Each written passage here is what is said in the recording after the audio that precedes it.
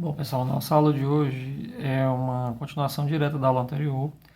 Basicamente, nós vamos colocar agora um potencial sobre uma partícula com sua energia cinética P2 sobre 2m, tá bom? Então, para esse caso aqui, a gente vai estudar um potencial específico, onde o operador V só depende aqui da posição da partícula, tá bom?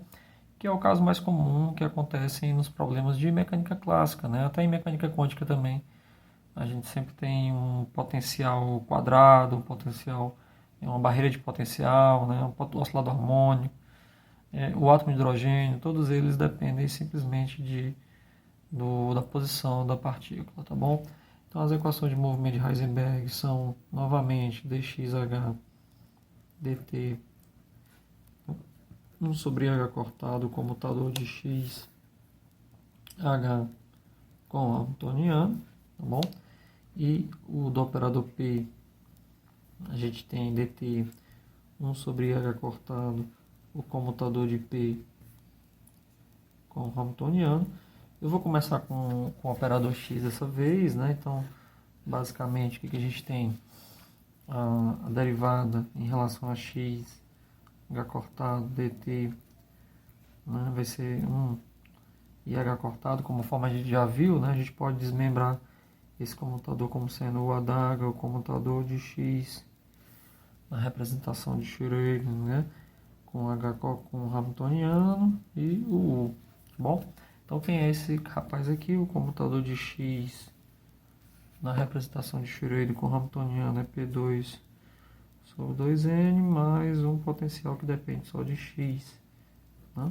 Como o x comuta com qualquer função que dependa só de x, isso aqui vai ser simplesmente o comutador de x com P2. Tá bom? Isso aqui sobre 2m. A gente já resolveu esse probleminha aqui, né, na aula anterior, e descobriu que isso aqui é 2i cortado P, componente PI, isso aqui dividido sobre 2m, tá bom? De tal forma que o comutador de x com o nosso hamiltoniano, mesmo que ele tenha um potencial que depende da posição, né, que no caso aqui só comuta com x, né, vai ser simplesmente I h cortado sobre m p, né?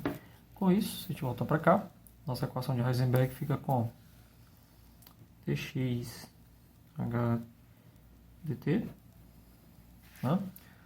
1 sobre h cortado, o adaga, né? Aqui entra o i h cortado sobre m pi na representação de Schrödinger, u, né? Ou seja, cancela esse h cortado e h cortado, isso aqui vai ficar simplesmente que a derivada do operador posição na representação de Heisenberg é P na representação de Heisenberg sobre M. Bom, nenhuma novidade aqui quando a gente tem o operador posição, o operador potencial, né, que depende só da posição, a gente consegue a mesma equação de movimento de Heisenberg clássica, né? Quer dizer, a mesma equação de movimento que a gente já obtém na mecânica clássica, e é a equação de Heisenberg de movimento semelhante ao caso de partícula livre, tá bom? Que depende apenas do momento sobre m. A definição, a própria definição de momento, tá bom? Com relação à derivada agora de P, essa é mais interessante, porque ela não vai ser mais zero, né? Você vai ter 1 sobre h cortado, o adaga, o comutador de P, na representação de Schrödinger com hamiltoniano, U, né? Só que perceba que o hamiltoniano, ele depende tanto da energia cinética como do potencial. A energia cinética vai comutar com P, né? Então isso aqui vai ficar simplesmente 1 sobre h cortado, o adaga, né? Comutador de P com o potencial que depende da posição.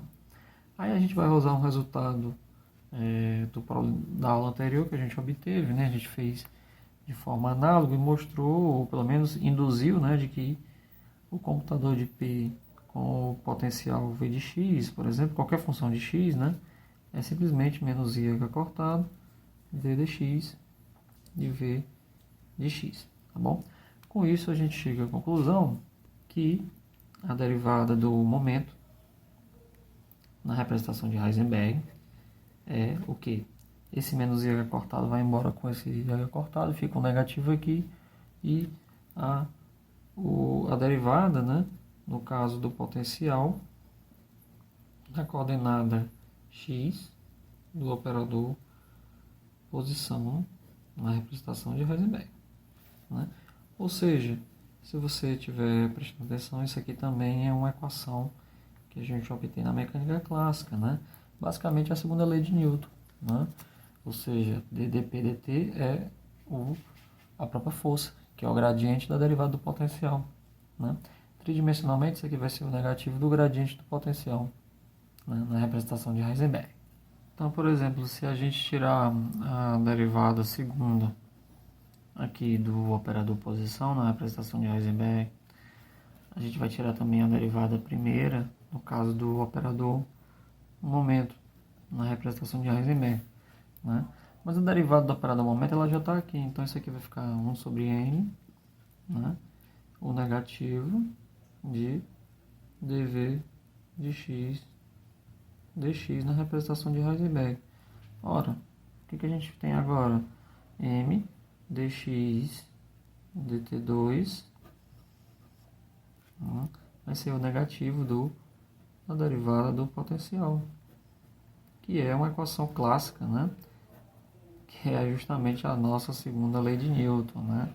Então perceba que você encontra um análogo fiel aí, clássico, né, ao movimento clássico, que é justamente dx de t dt2 igual a força, né, que depende da posição, que é o gradiente, né, do potencial que depende da posição, né? Isso aqui é o que a gente conhece como segunda lei de Newton.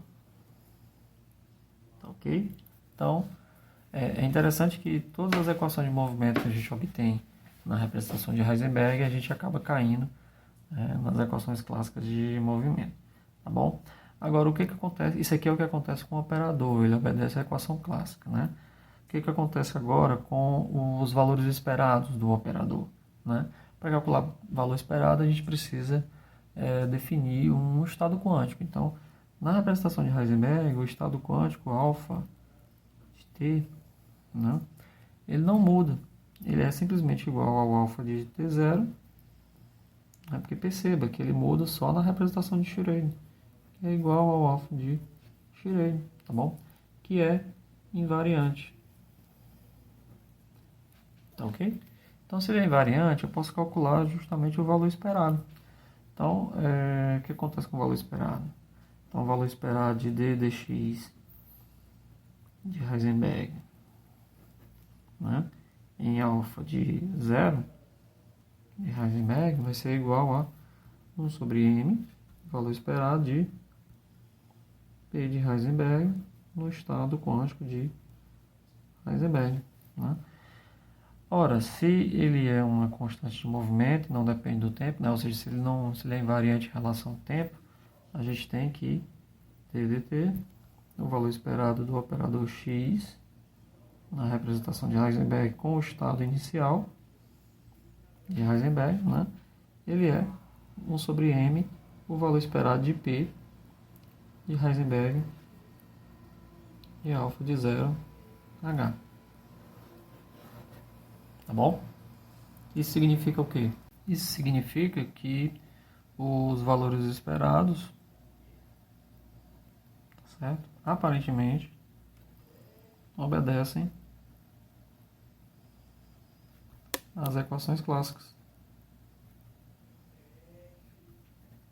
Tá? Bom, na prática significa, por exemplo, se você tiver um pacote de onda,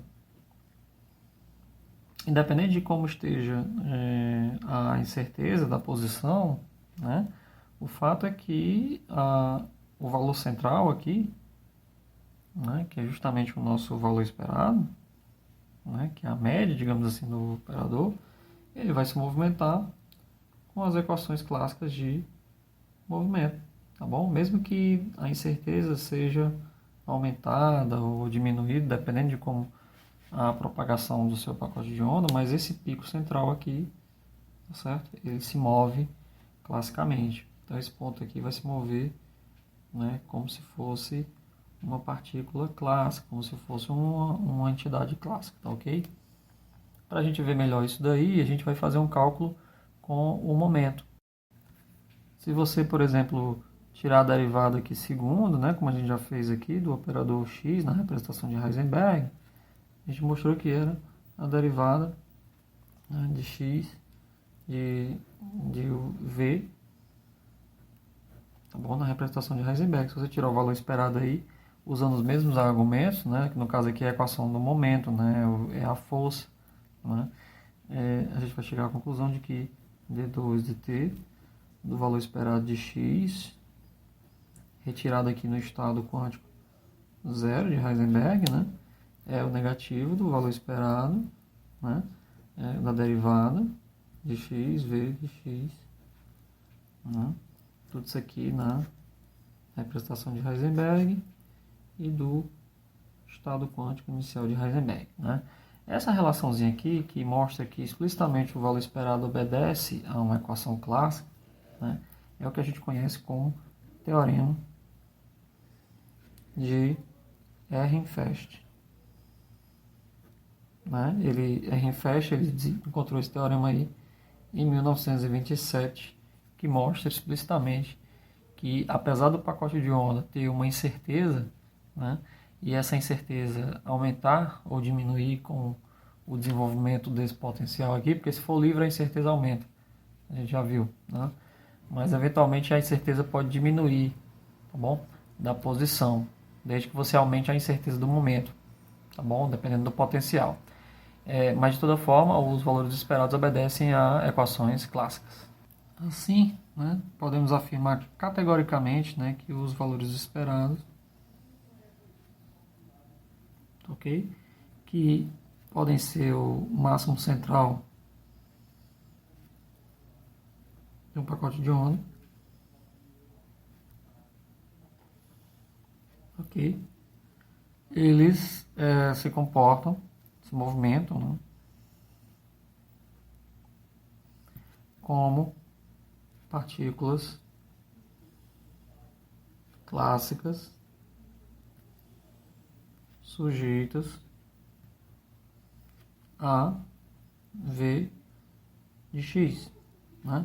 Ou seja, independente de como vem aqui o seu pacote de onda, né? Se ele tiver um máximo central,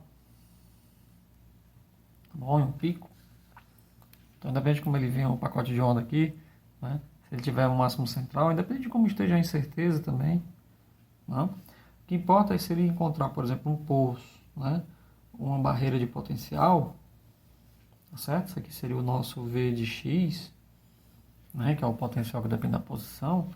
O que importa é que esse ponto aqui, central, bom, esse pontozinho aqui, ele vai se movimentar como partícula clássica. Tá bom? Isso aqui vai se movimentar como se fosse partícula clássica, tá certo? Então, independente de como esteja aqui o pacote de onda, ao longo desse movimento todo aqui, né, ele se move como se fosse uma partícula clássica, tá certo? Então, essa é a nossa aula de hoje, que basicamente eu queria dizer que quando uma partícula está sujeita a um potencial que depende da posição, todas as equações de movimento de Heisenberg, elas remetem, né, às equações clássicas que a gente já tem. Então, além dos operadores, mas os próprios valores esperados também obedecem a equações análogas clássicas, ok? Bom, então essa foi a nossa aula de hoje.